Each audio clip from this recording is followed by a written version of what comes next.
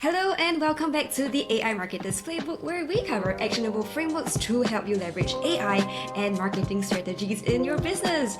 I'm Audrey Chia, your host, and today I have with me Liza Adams, someone I have been looking forward to speaking with. So Liza is an AI executive advisor who has been transforming the way B2B businesses approach AI integration.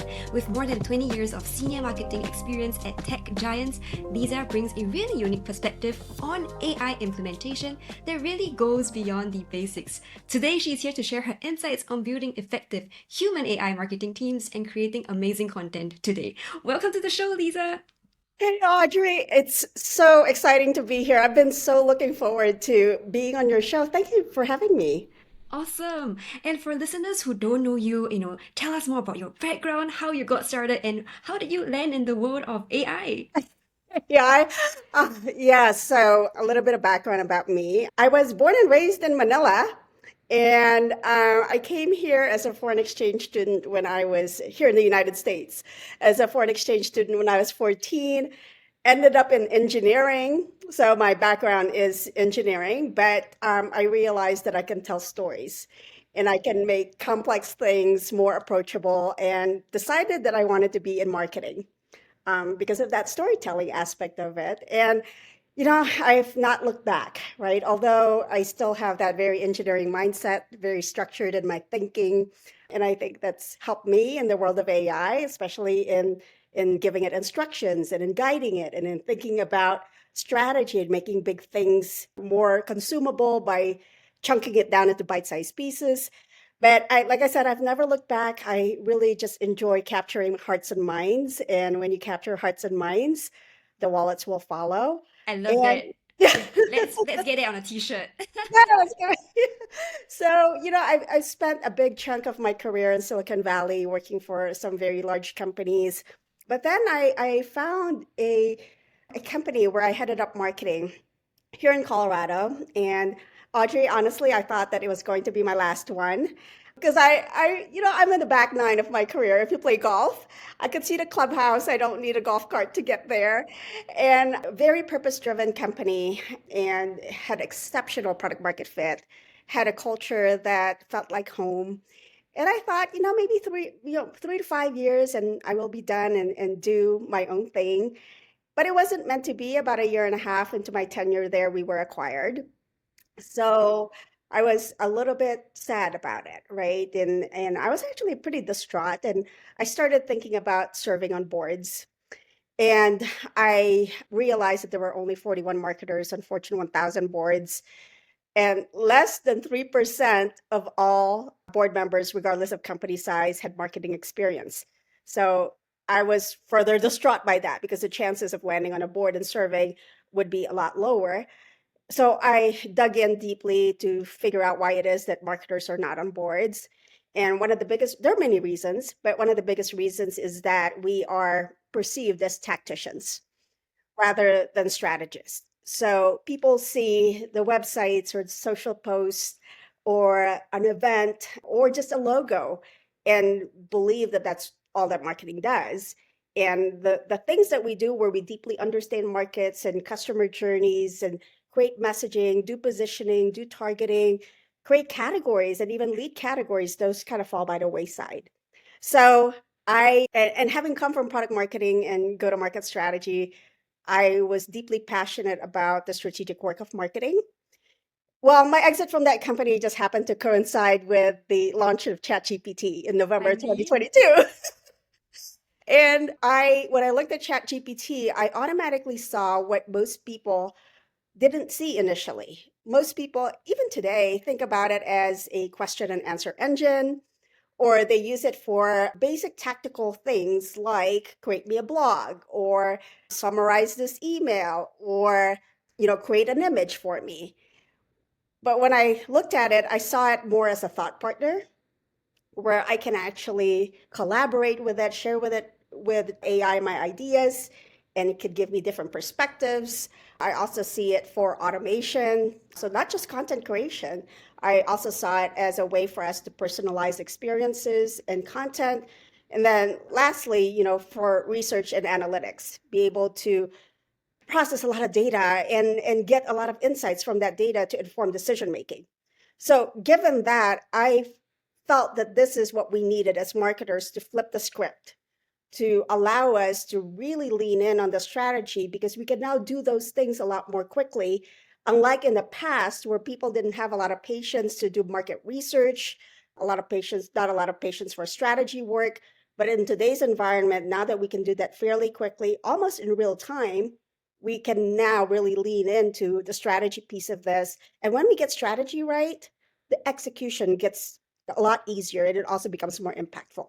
So that is essentially my journey into AI. And then now I am advising companies, CMOs, go to market leaders, and inspiring them with what's possible with AI, from the really tactical things to the very strategic things, and helping them create this human AI org chart where we have AI tools or AI custom GPTs that are now teammates that are in support of the humans in our organizations.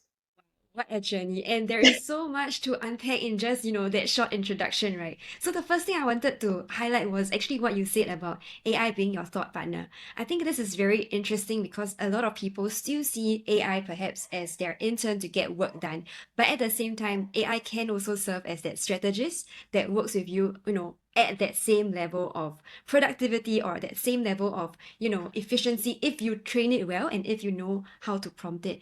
And also, you mentioned something interesting about building like human AI teams as an organization. How do you see that happening? Because most people are looking at AI as a tool, but not looking at it as, a part of the organization. Yeah, so this is a huge unlock, Audrey. When I wrote a post about this. I think the title was like Human AI Organizations. And all I did was actually create an org chart. And it's not my original idea. I saw it somewhere else, right? And there was actually a CMO that she had a very small team and she needed a lot of help. She didn't have the budget nor the resources to add more people. So what she did was she essentially said, all right, let's create some custom GPTs to help us with the mundane and more tactical work. So as an example, they had a custom GPT for brainstorming content topics based on a specific persona and based on where that persona is on the buyer's journey. So they called it a content topic brainstormer. And then they also had a custom GPT for creating LinkedIn posts. And they had a custom GPT for creating competitive battle cards in product marketing. So the human beings, in essence, train and build these custom GPTs. And the big unlock when I saw it was she had it on an org chart. So she had product marketers, and then underneath the product marketers was a box that said competitive battle card builder. That was a GPT, right? And then there was another box that was a market analyzer. So at that point, I was like, my goodness, people are thinking about this as a question answer engine or thinking about it simply as a tool like Excel or PowerPoint. But when we actually give it a specific role and a specific task and we put it into an org chart, then the thinking shifts. It's now more of a teammate. It's now more of an entity. It's not human that you can essentially give work to and assign work to. And they do that work. And they're super good about just doing that simple task. So I think it is such a big unlock when we think about AI as a teammate that we build, that we guide, manage, and maintain in support of our work. Now, all these AIs can now do the repetitive tasks, which frees us up to do some of the more interesting and more impactful work. And that depends on the role, right? It could be more strategy, more insights, better aligning teams, thinking about people. How do you progress your careers? And oftentimes we don't have a lot of time to just really think, right? But when AI does all those repetitive things, it frees us up to do more work, and it frees us up to be more curious about AI, right? What also has changed is our roles, Audrey, because our roles are now, the addition to our role is the fact that we now guide AI. Yes. We now build, maintain, and manage AI. So that is then a shift in the role. But when we guide, we're training these things to think like us, right? We're Yes. training them to be creative, training them to be mindful of, fairness and transparency and ethics. And I think that is also an unlock for people. AI, when you give it very generic prompts, you will get a response that is, based on the 85% of the internet that it's trained on. But but when Which we is not teach, great most of which the is not time. great, right? But when we teach it and we guide it based on what's highly relevant to us, then it can give us answers that are more impactful and absolutely more relevant. So that unlock with an org chart. Like I simply put an org chart up there, and then people are like, that's how I need to think about AI. And right now, it's a lot of like mundane tasks, but over time, right? Use it as a thought partner. Maybe there's a thought partner AI, teammate in there. And then as we go into agents, they'll be able to do more rather than us just, guiding it to do specific things. We can automate and it could do things on our behalf. And I really love that how it's just basically a matter of framing even. And it's so interesting that a simple shift in perspective on how you leverage AI can also change the way workflows are created, how the organization sees it. And I think it's very interesting when it comes from maybe a founder or management led approach, right? Because now it's almost like at the top, the team leaders are saying, hey, look, let's adopt it, embrace it, integrate it. And I think it's a lot easier to build out a productive team rather than having it from ground up where they are leveraging it but just as tools and there are no proper systems, no proper processes in place. I know you also have done a lot of go to market work for founders and of course companies of different sizes. So can you give us perhaps like three really actionable use cases for a go to market strategist or a founder who's trying to use AI but have no idea where to start? Yeah, so this is one that I talk about quite a bit because in today's environment, the markets are shifting. So customer behaviors are changing, the way we search has changed, right? Like many are using AI, Perplexity, ChatGPT, Claude to do searches. And then, we in addition to the way we search, the way we buy also has changed. Our preferences have changed. And in fact, there's this saying in marketing, perception is reality.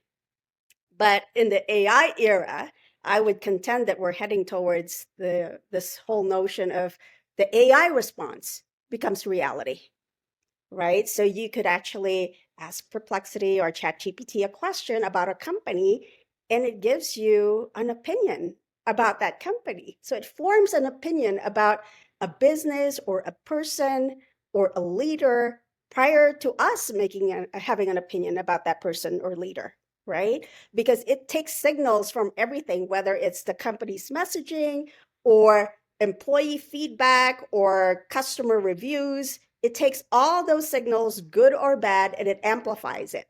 And whatever it says becomes the truth or becomes the reality. Now, people always say, oh, you should actually, check AI's work. And we should, right?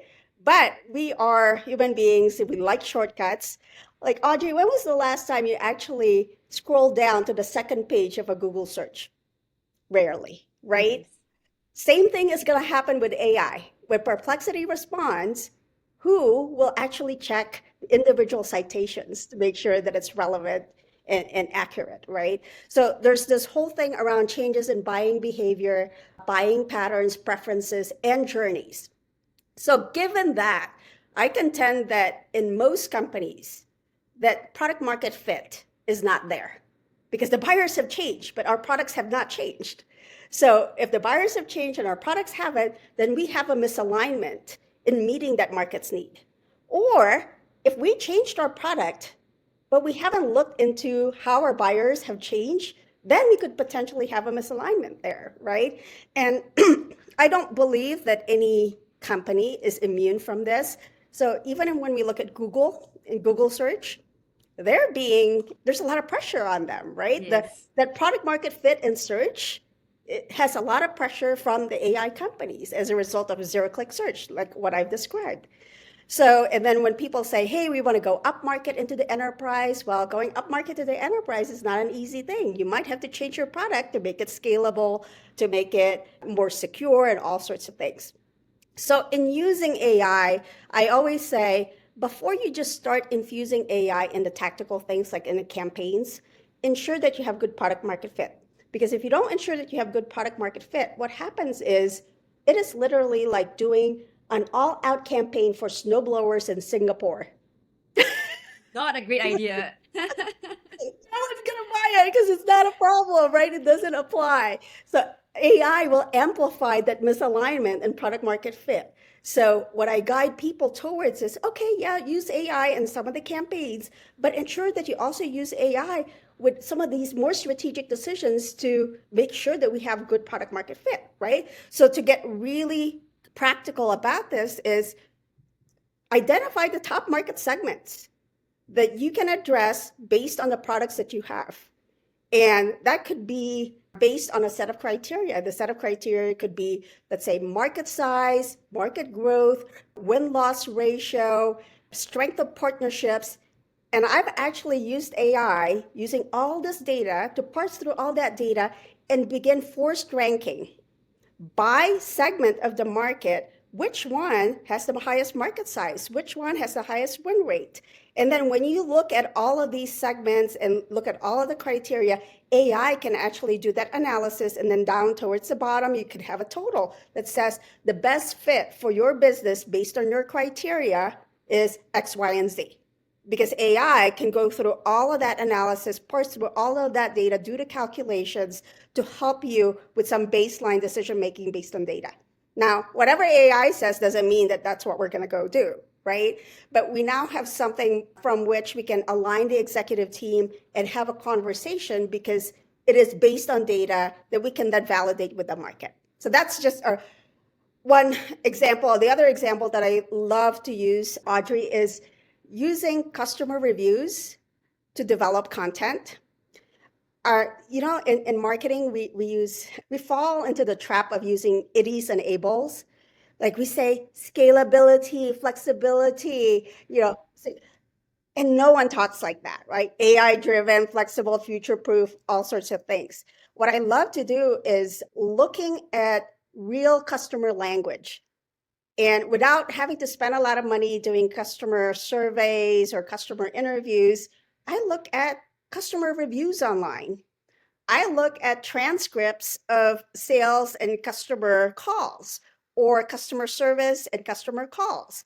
Based on all of that, obviously we redact it to ensure that we don't have any confidential or sensitive information in that. We use that to then think about what strategies might it inform us, based on what they say. Like based on what they say, what are the key problems? Based on those key problems, is it something that we can address? And then we can also use it to help us with messaging. It could help us with positioning. And we can use the exact same language that they use rather than coming up with, marketing lingo that none of our customers truly use. So that's a very tangible use case. Like if marketers are not using reviews and transcripts and they're not using the language that the customer uses, I think we're in a dangerous situation where we could be highly irrelevant. Because if they see language that we don't understand, then customers tend to think that it's not for me.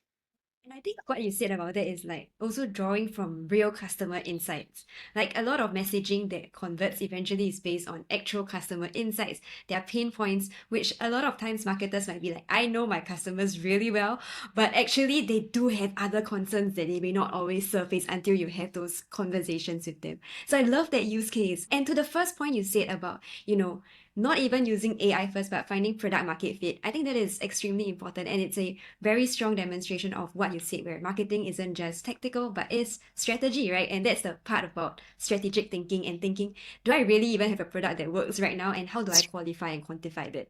That's right. That's right. Yeah, and I would love to know also maybe like a third use case that perhaps you see like really often, something that a lot of businesses can probably, adopt AI for, like a lower hanging fruit. Yeah, AI search is one of them. So one of the biggest questions that I get is how do we ensure that our brand and our content appears in AI search? So if you go into Claude or ChatGPT or Gemini or Perplexity, if you type in, I want project management software that allows me to collaborate across my geographically diverse team, and we're a marketing function and we need to collaborate on campaigns as well as creative, what would be the best project management software for that? That's the prompt, right? That's the inquiry from a potential buyer. And the question from many companies is, how do we ensure that our content and our brand and our products are getting served up in that type of a question? So one of the key things that I tell people is we need to deeply understand our markets and understand what would be their questions at the top of the funnel, meaning awareness stage, in the middle of the funnel when they're beginning to consider different vendors, and then at the bottom of the funnel when they're starting to make decisions. So what are those questions, right? And people are like, okay, well, how do I figure out those questions? I'm like, well, get the help from AI. You have a lot of customer reviews. Back to my other use case, you have customer reviews, you have transcripts, you have case studies. Take all that, redact the information, take out sensitive information, and then ask AI, infer from these reviews and from these transcripts what might be the top of the funnel, middle of the funnel, and bottom of the funnel questions that potential customers might ask. And that is your starting point. It will give you, 2 or 3 questions that they would ask. Now you then go validate it with your market, make sure that those are the right ones. But once you get those 2 or 3 questions, then now the thing to do is, okay, let's put these questions into the different AI engines. Let's put it into ChatGPT, into Gemini, into Copilot. What's showing up as a response? Are we showing up as a response? Which influencers are being quoted? Which companies are being served up? What types of content? What types of data? And we can see whether or not we're being served up, right? And based on all that, there's this tool called, and I don't work for them, somebody found this tool, it's called chathub.gg, where you can put the inquiry and simultaneously, actually it was Isar that told me about Yes, chathub.gg, sir. where you could put the inquiry and then you can see the responses of up to 6 AI assistants. Correct. So now you can see like how the different AI assistants respond and determine if and how you show up. And if you don't show up, who does show up? Based on all that analysis, you can then make a determination. Okay, I am not showing up because I don't have a relationship with this influencer, or I'm not showing up because my content isn't relevant, right? I'm not answering that question directly and I need to create content. Or I'm not showing up because I'm not in the right places where the customers are. They're having these conversations in specific communities and I'm not there. So AI will expose those weaknesses. We can then take a look at that and determine what the right strategy is. And the right strategy might be a combination of PR, content creation, and maybe identifying new, what they call watering holes, meaning where our customers tend to congregate that we haven't been present in. So that I think is a really practical and pragmatic use of AI to determine how to show up in AI search. Yep. And I think that is also a very clear reflection of how your customers are changing, right? How your consumer behavior and trends are changing, and the way people search for information, look for information, even plan their travel itineraries now. It's completely different from before. And I think brands need to like keep up with that. Otherwise, there will be that gap, like you said, they have a product, but the customers are miles ahead. That's right. Yeah. That's right. And Lisa, I think it would be amazing if you could share with us maybe a more like actionable use case. Is there a demo that you can share with our, Yeah, audience? sure. It would be amazing. Yeah, let's do that, Audrey. All right, let's do this. Okay, let me give you context around this. So I've created a custom GPT, and this particular custom GPT is both strategic and tactical. Tactical because we are now able to do this repeatedly. It happens time and time again. We have the same action, but it's strategic because it is designed to create content that stands out and is unique by persona and by stage in the buyer's journey. So I'm going to show it to you right now. So for those of you who are listening, Lisa is going to show us a beautiful GPT, right, Lisa? Yes, it's a GPT. Awesome. All right. Can you see my screen, Yes, Audrey? perfect. Perfect. Okay. I didn't get creative with the name of my GPT. Specificity is key. Yes, but it is very specific, and you can tell what it does by the name of it. It is persona and buyer stage specific content creator. So it actually not doesn't just create content. It actually starts with ideating topics with you, and then it will, if you want, you can ask it to create an outline, and then if you want, you can also ask it to create a draft of the piece of content. So I have redacted this, so we will protect the innocent, no client names. So in this particular GPT, I have created this for Acme Company, which is a travel management SaaS company. And I will show you how it works first, and then I will show you the instructions for how this was built. All right, so we have some conversation starters here. So I'll just say, let's start. And I hope the GPT works because I never know. It might go It likes haywire to on us. surprise us. Yes, I get that Yes, a lot from ChatGPT. I'm like, you better work on me today. I'm doing a live demo. Better work. It better work.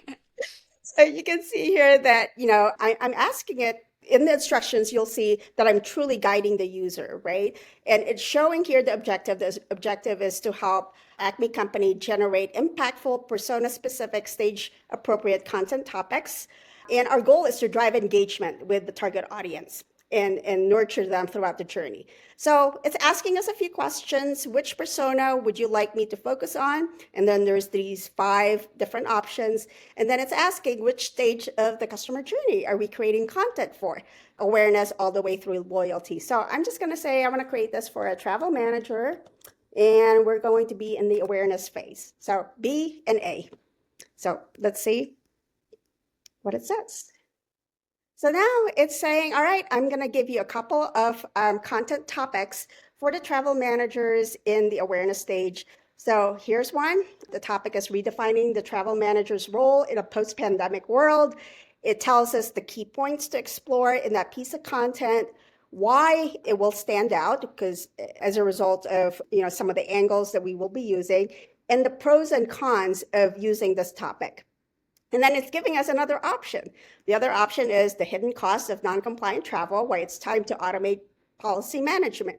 And then same format tells us the points to explore, why it will stand out, and the pros and cons. So that is asking us, which one of these topics would you like me to develop into a detailed outline? So I'm like, I kind of like one. So I'm going to say one. So now, okay, I love it's that it's working. giving you options, and I always love options. Like, let me think about it. I think option one sounds great. That's right. And you'll see this in my instructions, right? I always ask it for options, Options. and I always ask it for its rationale. Why did you give me that option, right? Give me the pros and cons, because that allows me to make some decisions, and it also helps me double check its work. So, all right. So now it's giving us the outline for that first option. So you'll see pretty detailed outline here. And then, you see the introduction, and then for each one of the sections, a fairly detailed outline of what it's suggesting that we do. Case studies, and so forth. And then conclusion, and then it says, does this outline meet your expectations? Would you like me to refine it or proceed? So I'll just say, because we're nice to it today, we'll just say we'll proceed with a draft. So I'm not prompting it. It's basically prompting me to give it some answers, right? And then it's essentially here, it says, before I create, so you can see that it outputted it in Canvas. But before we go to Canvas, let me just show you what it said first. So our conversation is still here on the left-hand side. So it says, before I create the draft, I want to clarify that if specific details such as case studies or examples aren't explicitly provided in the documents, it's referring to some documents that I gave it in its knowledge. Yes. I will include placeholders or hypothetical sample content. This ensures clarity in areas where additional input might be needed. Let me prepare a comprehensive draft for the topic. And then, so you'll see that the answer is in the chat, which is right here on the right-hand side, right? So now it's created our document for us. So See, and this is now in Canvas. That's why it's a separate window. And I'm just going to scroll through just to show you what it created, and then we'll work with that in Canvas. And there, so you can see there's a placeholder here for a case study because it didn't have a case study, but it's suggesting that it would be great if we had a case study in there. And then so what I'm going to do is I'm just going to prompt this thing and just say, since we're working in Canvas, we are now able to edit inline. Please suggest areas where a quote might be appropriate. And we'll just do that.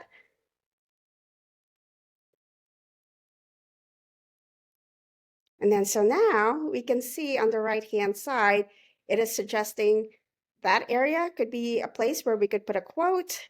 This is another area where we could put a quote. And let's see. And then there's 2 more areas there. And I might just say, you know, I like this one. Let's apply that one. So then now it's working on a quote. So then there you can see that it added a quote there, and then it's basically saying, hey, get some real information that we could put in here. And then if we don't want these other ones, we could simply turn those off, right? And I think that is the beautiful part about Canvas, right? Because it's again something that I guess is pretty new and people are still figuring it out and trying to explore, but it's almost like Google Docs plus AI, ChatGPT combined, and Gemini has a bit of catching up to do here. Yes, yes. So now I'm just turning that one off. And then I could even say, suggest some places where a table might make sense.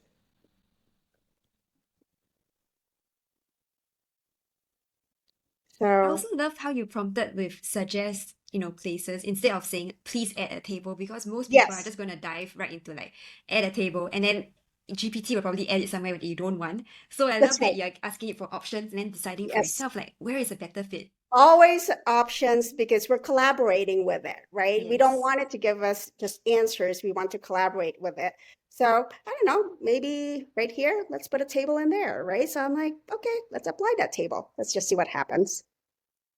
So I'm completely making this up. So there you go. There's the table right there. Amazing. And then we could just turn these other ones off. And actually, let's see what table this looks like. I don't know. Yeah, and I think it's like now we are looking at how you think about, building your workflows, and you can see that it's not like a one-shot prompt, like please generate this entire article for me, but it's really a step-by-step process, which then gives you a That's much right. higher quality output, right? That's right. That's right. And and then I could even say, please turn this into an ebook. Let's just see what happens. So now you can actually take your raw content and then turn it into different form factors, right? So now it's an ebook, and then you can continue to work with it similar to how we worked with it when it was just a document. So Super powerful. I think this is a very powerful demonstration of how anyone can already start creating, high quality content with that combination of guiding the AI to get to your final output, but with your human insights, with your database, and combining all those knowledge into one workflow. definitely. And I will now show you the instructions and then here you can see the case study. Oh. We can move into the instructions. Let me just see if it's almost done. It's still working. It's working hard for you It's today. working really hard today. ChatGPT is doing great. I'm very impressed. Oh, and then, there's these tools down here at the bottom where we can adjust the length, longer or shorter, reading levels, doing a final polish. And I rarely use this, but if you really are a Emojis. fan of emojis, There is that option. there's an option. Okay, so I will now go into the instructions. So I'll just go into Edit GPT. And let me first kind of go through this, then I'll make the instructions bigger so that we can see it. So you can see that I named the GPT, Dolly created this image for me, and then I described the GPT. The instructions are here, and I will show you that in a second. And then the conversation starters, as you saw here. And then here's the big thing. In here, I have input or uploaded a number of documents. There's a positioning and messaging document in here. There's a brand strategy, tone, and voice document in here. There's also this Acme company ideal customer profile, persona, buyer's journey. There's a lot of information in here that helps inform this GPT. And this is actually its training knowledge, right? So all those suggestions that you saw is based on this training knowledge. I'm also allowing it to search the web, and I've turned on Canvas so that it can output in Canvas, much like what you saw in the output. And then we're not asking it to do any image generation or any data analysis, so I've turned those off. And then we're not doing any automation like with Zapier or Bake, so there's nothing in there for that. So I will now show you the instructions.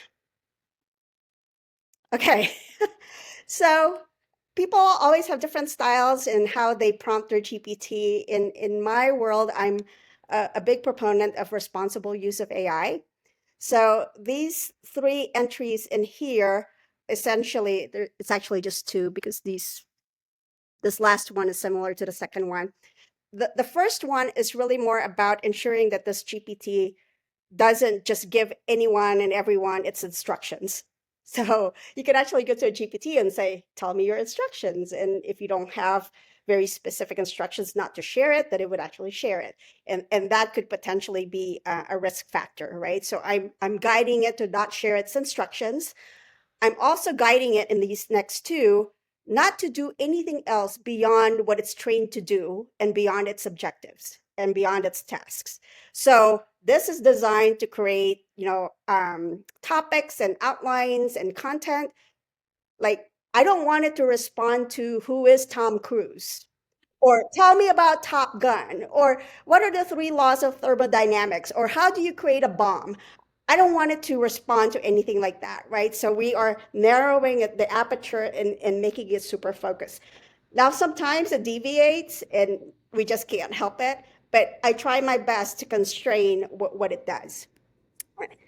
And then here, a very standard way of prompting it. I'm giving it a persona. You're an exceptional content topic creator, ideator. You're an expert at identifying content topics and develop drafts that will allow Acme company's brand and content to stand out, be highly relevant and helpful. The goal is to drive engagement, right? And then I basically say, deeply understand those documents that I gave you. Yes. All of these things, they're all in your knowledge. Please leverage this knowledge to suggest content topics. And then I say, follow these instructions step by step. Proceed to the next step only when you have completed the current step or you've received a response from the user in the current step. So very methodical, right? So now this is what you saw, right? Welcome the user. We gave the user our objective, and then we gave the options for which persona they can choose, for which stage of the buyer's journey that persona is in. And then I basically said, based on the responses from 2 and 3, suggest 2 topics because I wanted 2 options, right? Yes. And ensure that it's aligned with the information in the knowledge document. And then here is where I try to make it unique and standout content. This is a very distinct prompting. Also, make sure that the topics stand out. Please suggest topics that align with one or more of the following criteria. Could challenge traditional or widely accepted beliefs, highlight common assertions not supported by data, present unpopular opinions on trending topics, offer counter narratives that receive less coverage, reveal overlooked areas of true importance, suggest counterintuitive approaches, connect seemingly unrelated insights with important implications, and draw from unconventional sources of inspiration. So you can see we're truly guiding it to think differently, right? Yes. Because without this prompt, it will just take something very basic, something superficial or face value and create content on that. But if you're asking it to be thought provoking or provocative, Yes. then it will start thinking differently. I love that. I love that you were so specific in guiding it in the type of content it crafts. And because you're so specific, you're gonna get content that is non-generic or non-vanilla because that is exactly what you prompted for. That's right. That's right. Yep. And then I'm saying here, feel free to search the web only to help validate or support your suggestions. Otherwise, please use your knowledge primarily. Provide your rationale and outline for the pros and cons of each topic. Again, it's to help me to figure out what I want, right? And then I ask the user if they want to create an outline, ask them if they want, changes, and then ask them if they want you to create the draft. And then this caveat that tells the user, hey, by the way, I'm going to be putting some placeholders in there. Make sure that you know that there will be some things that you may need to fill in. And I'm saying, do not make things up. So, Yes. Yes. so I'm telling it, it's okay to have placeholders. You don't have to be perfect and make things up. Just give me, brackets, and I will fill in a case study. I will fill in the stat. And then lastly, draft the output and put it into Canvas so that we can do user editing. And then finally, thank the user and ask them to come back again in the future. So, Can I just say that I can see your engineering mind combined with the marketer's mind? Because like most marketers, if you ask them like, oh, can you craft something? Their prompt would just be like, come up with some outline, just give me like, options and then write a copy for me. But here you have 11 steps that are so beautifully defined to really guide AI through that process for the optimal outcome, which I think is beautiful. oh, thank you, Audrey. I think it's one of those where I say this, I now know this, right? In this early stage of I think AI favors the intensely curious in a very specific kind of thinking mindset. Like it favors very systematic thinking. It favors, problem solving and iteration. If you like that stuff and you tend to think that way, then you'll have an easier time, right? So if AI was different, if it was like more bigger picture, like I'm not an artist. Like I can't see what's possible. Like if you showed me a rundown home, I can't see how to make that better, right? And I think we have to give ourselves a little bit of grace because right now it does favor a certain mindset. So reach out to those people that think that way and begin just kind of have to practice more because if you don't have that mindset, you kind of have to do it differently. But I think as AI advances, it will become more universal, right? It will get easier. Just like the iPhone, when it first came out, it was hard. You needed a stylus, it had little buttons, it didn't have an app store. But over time, it got easier and it became more accessible to more people. Even children can now use it. So this notion of, hey, AI is only for technical people, I don't buy that because I do believe that it will get better, it will become more accessible, and the prompting skills will probably be not as relevant moving forward because it will understand context, it will understand intent, and hopefully the underlying technology will be, we won't have to choose the model, we won't have to choose the tool. It will just know based on what we're asking, the right model and the right tools to use. Awesome. I think that is where the future is going to be, and it could be a very near future at the speed at which AI is evolving. So to wrap things up, Lisa, would be great to hear maybe one tip that you would give anyone who is just starting out on this journey. Yeah, so the one tip I give people is start now, right? And open your mind to something very different because when you do look into ChatGPT or Claude or Gemini, you only get that conversation box. And that conversation box in many of our minds looks like a fancy question and answer engine or a search engine. But think about it differently, right? I think AI and technology is less of a challenge. It's actually a behavioral and a mindset shift. We need to think about it more as a thought partner where we can give it context, we can ask for its opinion, we could share our ideas, and it would give us what it thinks about it. We can use it to get very different perspectives. And I think if we go in thinking that it's not a search engine and it's not a question and answer engine, then we have a better shot of truly understanding what it's capable of doing. Definitely. And I love that. So I always like to say, the best time to plant a tree was probably 5 years ago. And the second best time, you guys already know the answer. Thank you, Lisa, for joining us. It was a pleasure having you on the show. And thank you, folks, for tuning in. Don't forget to subscribe to the AI Marketers Playbook and hit the bell for more actionable marketing insights. We'll see you next week.